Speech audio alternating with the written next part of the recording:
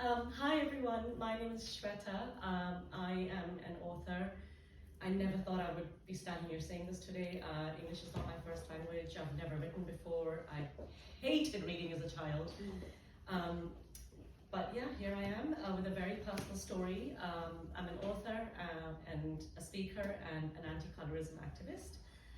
And I'm going to be reading a little excerpt from my book called The Black Rose, which is my story of colorism, as the tagline says, my story of colorism silently lived by millions.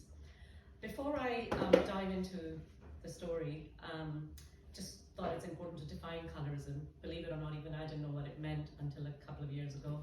I knew what I had experienced from the tender age of 6, but I didn't know there was a word for it.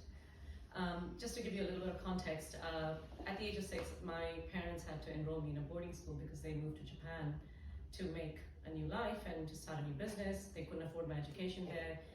Back in the 1980s, Japan only took Japanese children by race in their state schools. Private schools were absolutely out of question, unaffordable.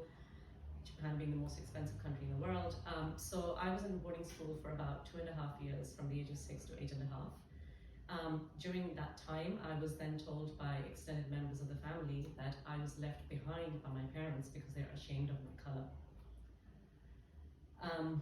That's what colorism is. Coming back to the topic of colorism, that's what colorism means. It's prejudice or discrimination against individuals of a darker skin tone, typically among people within the same ethnic or racial group. Perceptions of colorism are, in the non-white world, are that fair is wealthy, fair is intelligent, fair is successful, fair is beautiful, and fair is better educated. So because of these perceptions, the skin whitening industry is still thriving in this day and age. For example, just to give you an idea of how big it is, in 2020, the skin whitening industry was valued at $8 billion, and it is projected to reach $12 billion by 2026. I myself was a regular user of skin whitening products because of everything that I had been through. So this excerpt that I would like to read today is about an incident that happened in Thailand in 2016, where my 9-year-old daughter, as I call her Karina in my book, caught me buying a skin whitening cream. Only I didn't know she had.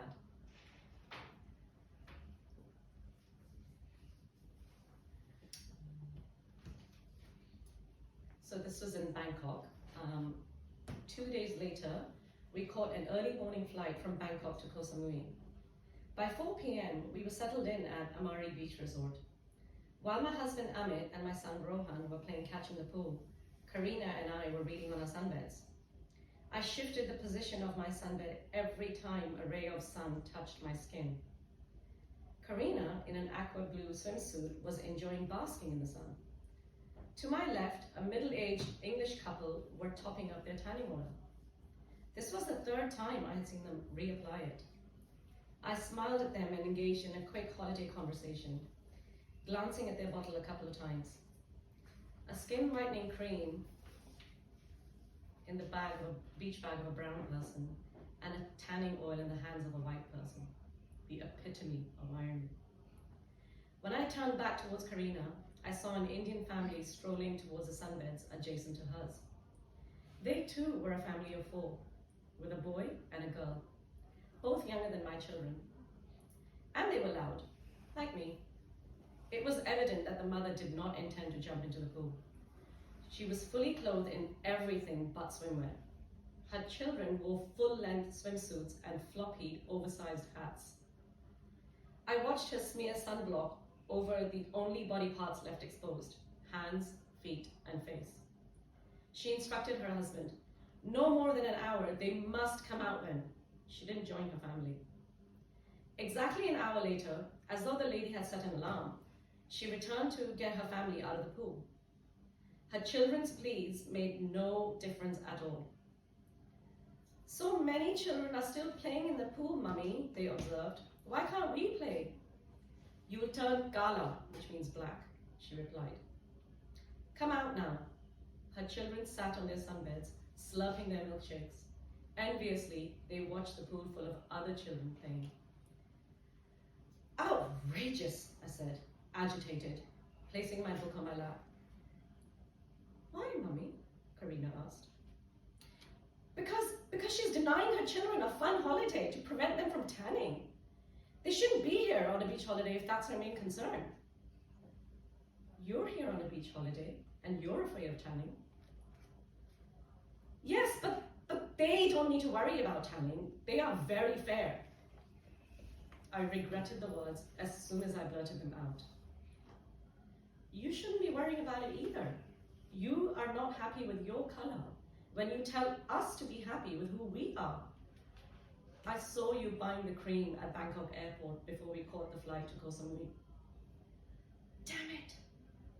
I had been purchasing these creams for decades without arousing a hint of suspicion. All it took was one pair of young, inquisitive eyes to bust me.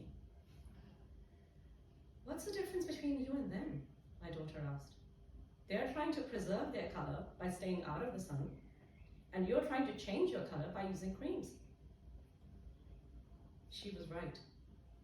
I had no right to judge the actions of others while I was still obsessed with my color. Who was I to decide that I had a greater right to strive for fairness than that lady? I had become what I had been fighting against my entire life. At that moment, Karina's eyes were a mirror reflecting a disgraceful version of me. A hypocritical mother who spent her days preaching good values to her children, but didn't live up to those values in her own life. I didn't see my little 9-year-old girl in front of me. I saw someone who had caught me red-handed, living the biggest lie of my life. I saw someone who, up until that day, had me on a pedestal. My heart and stomach sank in unison, knowing that this conversation had knocked me off that pedestal. I felt smaller than Karina. How do I redeem myself with her? And more importantly, myself? The only way to earn my way back onto that pedestal was by telling the truth. But facing a disappointed child required more courage than I had ever imagined. And I needed time to gather that sort of courage. It's not so simple, I said. That wasn't a satisfactory response for Karina. In a child's world, everything is simple, without nuance. She held me in an unforgiving stare. It's a long story. I tried to evade my confession one last time. Can I have an ice cream then? She asked. I could see she wasn't going to let this go. You might need more than one, I smiled, doting on her innocence. I ordered a chocolate ice cream for Karina and a pina colada for myself from the poolside waiter. Of course I should have been practicing what I preached. However, banishing complexes that had been ingrained in me from a very young age was easier said than done. After years of being bullied for my color, I was still succumbing to the bullies by purchasing whitening creams. It had become innate behavior. Karina may not understand my story, but I decided to share everything. Our roles had reversed. As parents, we tell children to always own up to any wrongdoings. They may be rebuked, but we will be there to listen and to solve problems. At that moment, Karina was a 9-year-old mother, and I was a 39-year-old little girl, owning up to my misdemeanors, hoping she would be sympathetic. I also hoped that in this case, my vulnerability might prove to be a strength and a blessing in disguise. By confiding in my daughter, I was laying down the ground rules even thicker, that she must do the same when the need arises. This was going to be her first lesson that not everything in life is black and white. And for the lesson to be fruitful, narrating my story unfiltered and from the very beginning was the only option. After all, complexes are rarely the result of just one upsetting incident or a single insecurity. There are always more layers than meets the eye. Indelible memories of my early childhood days at boarding school played in my head, tormenting me. I started welling up. but I knew that this was the moment to share everything. Besides, the pool seemed like the right setting for the coming waterworks.